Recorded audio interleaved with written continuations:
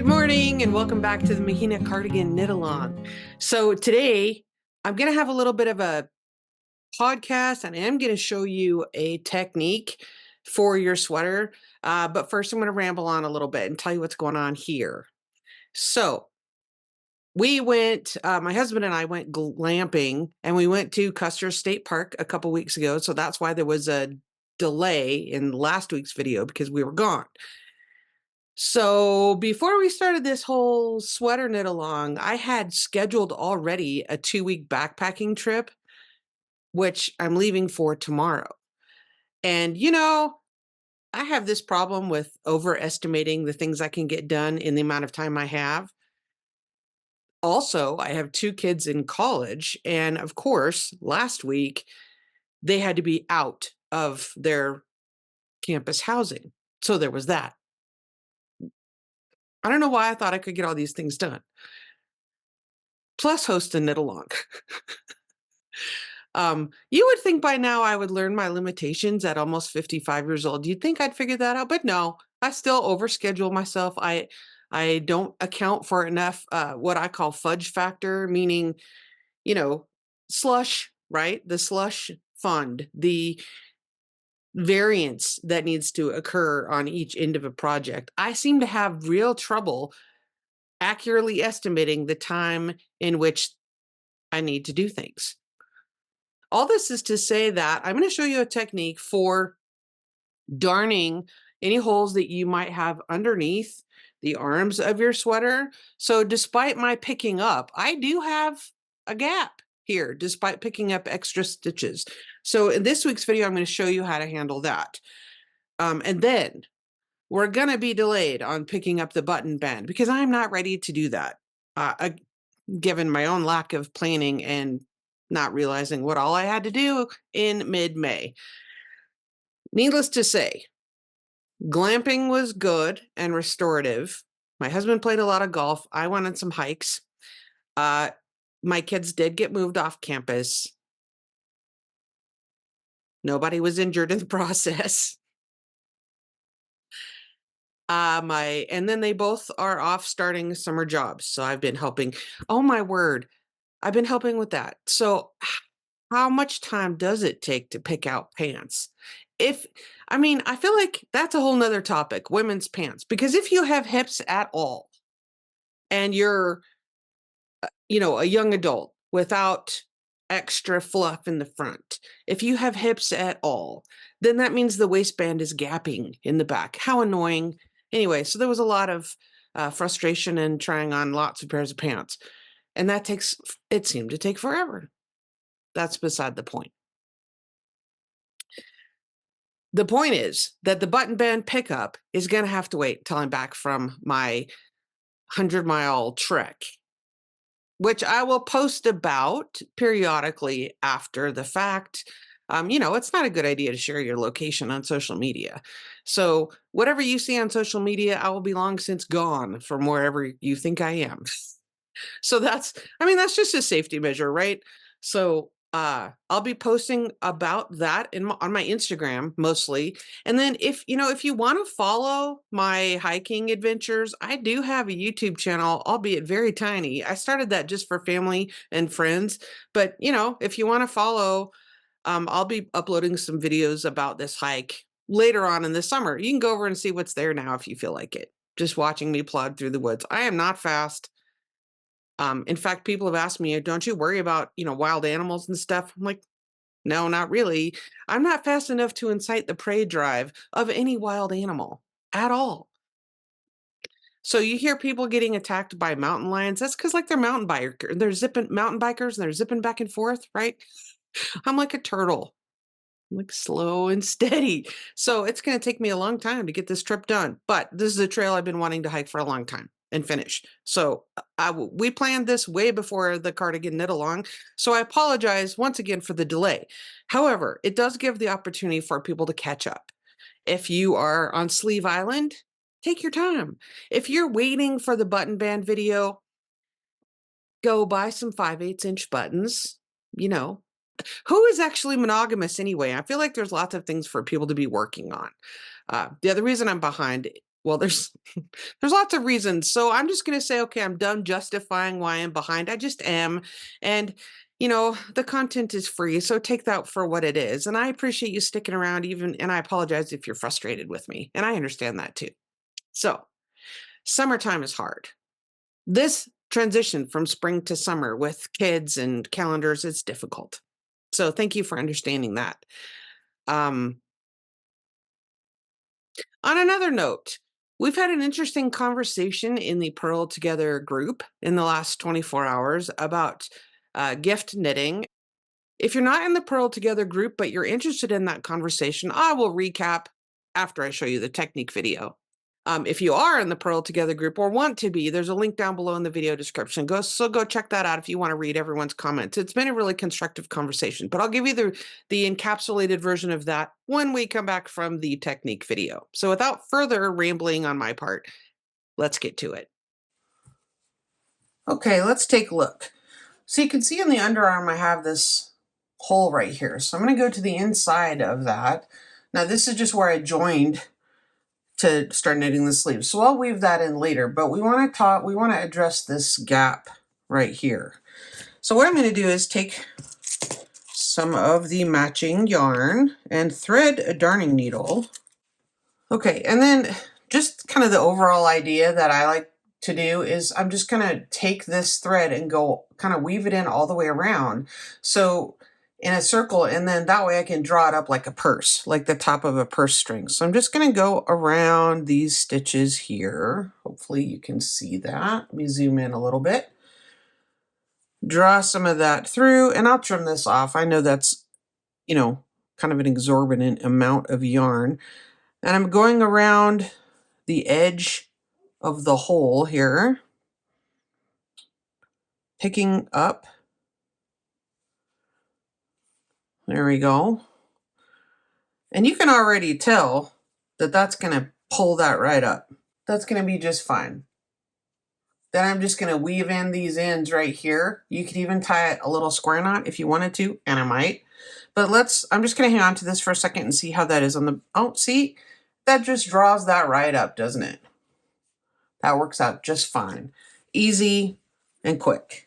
So if you're a purist, don't tie a knot. If you're not a purist, go ahead and do a square knot like me, because I'm a slacker. And I will weave in the ends of the square knot anyway.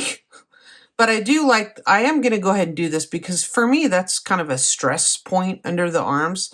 So I'm going to do that and then trim that off with I need better scissors in here, but I'm going to trim this off, a couple inches away because I am going to weave in those ends properly. And I know that, what, I'm quite sure there are more elegant ways to go about that, but it works for me. And there's no hole. Shazam. Quick and efficient. That's what I like.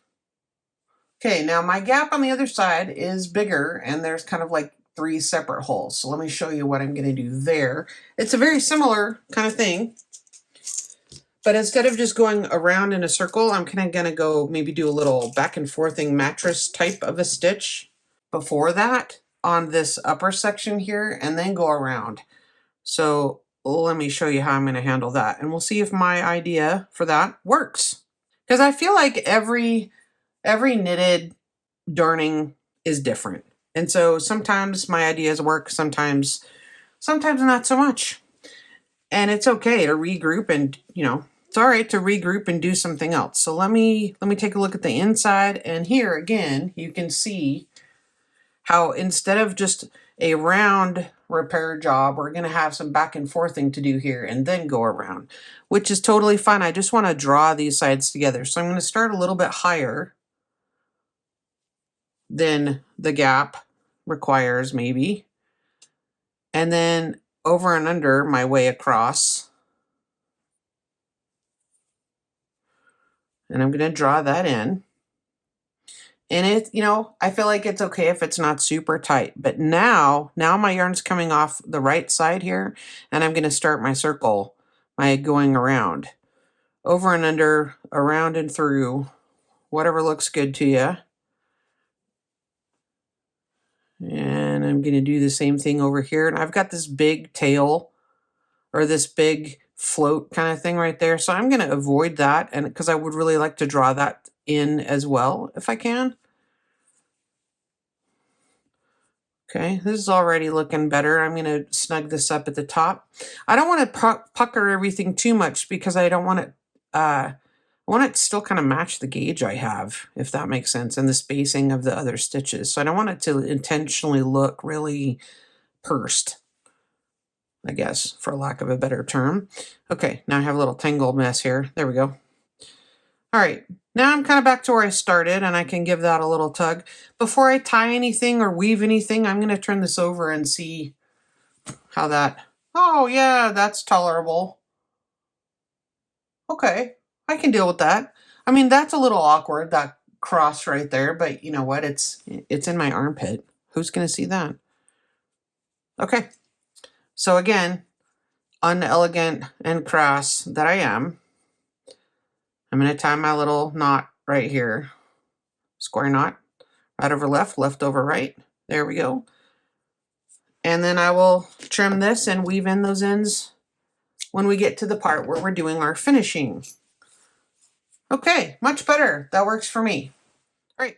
Okay, so I hope you find that technique to kind of zip up those holes. I hope you find that helpful. Watch for the button band video after my trip. But here's the brief version.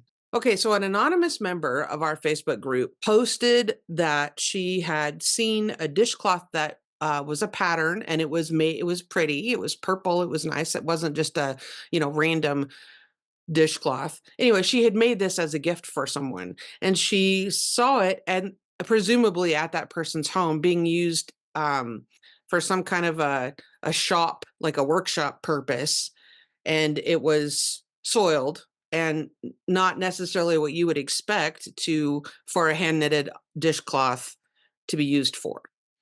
And she, her feelings were hurt, and she was understandably disappointed that this item had been used in that way.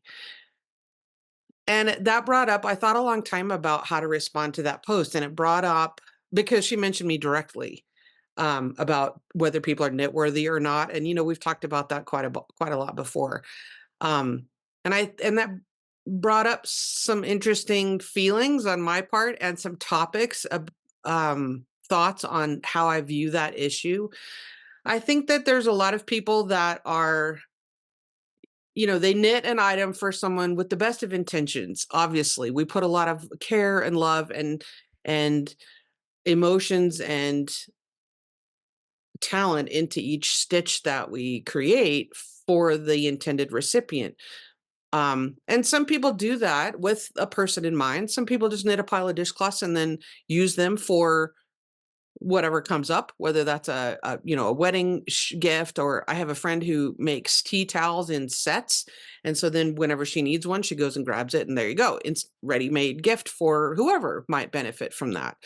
But I got the sense that that this knitter had made this specifically for someone. Maybe I'm wrong about that. That could be an assumption on my part. But I think when giving a gift, ideally we are giving that gift and then releasing it. So, you've done your part, and the gift has done its job in purveying that goodwill to someone else. And they receive that knowing that you love them, and that you thought of them while you were making it, or you thought of them when you chose it from your stash, or whatever the case may be. But then we have the hard part's releasing that emotion and that tie to that item that we have emotionally invested in that item. And it's hard to learn to just give that up and, release that into the wild, if you will. And that's difficult because we do put so much care and love into our craft. However, once we give that gift, it's no longer ours, and we need to allow that to be whatever it is and serve whatever purpose that serves for the person that receives it, whether that's in a kitchen or a bathroom or a shop, or being re-gifted, or being given to a thrift shop, a charity shop, or, the Goodwill or whatever. Because the gift in its sense has already served its purpose. The emotions that went with it in the act of giving was the purpose of the gift, right? Was to show that person that love and care. So the item has already fulfilled that purpose. It's already done its job. Um, but that was a really hard lesson for me to learn, to not be so emotionally invested in whether that item gets used or worn or given away to someone else or donated or whatever. So I had to learn, and still I'm working on being okay with whatever happens to that item in the future, because it's no longer mine, right? It's no longer under my care. Anyway, I think that's a hard thing to learn as hand crafters. I think that's a difficult thing for us to get around and be okay with, because we want other people to value our work as much as we do. And sometimes that's maybe not the case. Unless, of course, that person has specifically asked you to make something for them and they understand the value and commitment that making a project takes. So someone else had talked about making a sweater in the same thread. Someone else had talked about making a sweater for someone, and I'm like, that's a pretty good, big investment of time. I mean, that's different than a dishcloth, right? A sweater, this particularly a colorwork sweater, is a big deal. And I really only knit sweaters for people in my immediate family that have expressed an interest, and maybe they really want this sweater, right? So I know their size. We're going to pick out colors together. It's not a surprise gift, right? It's a collaboration. I think that's different. That's entirely different. So, so there's that. Anyway, go read the thread. I'd be interested in your comments. I am watching comments pretty carefully just because I don't want it to devolve into a negative thing at all. So, I'll close comments if that were to happen. But so far, I mean, we have a great group. We really do. People have given some really constructive feedback and encouraged the anonymous poster, and also, yeah, just some insightful comments. So I definitely appreciate that. We have a wonderful group over on Facebook. So check it out if you want to. And thanks for your patience with my lack of adept planning. All right, happy knitting. I hope you're enjoying all the things that happen in late May, graduations, the beginning of summer, garden planting, all those things. And go check out my brand spanking new website and email list. So I have new stuff. All right, thanks so much for being here, and I hope you have a wonderful weekend.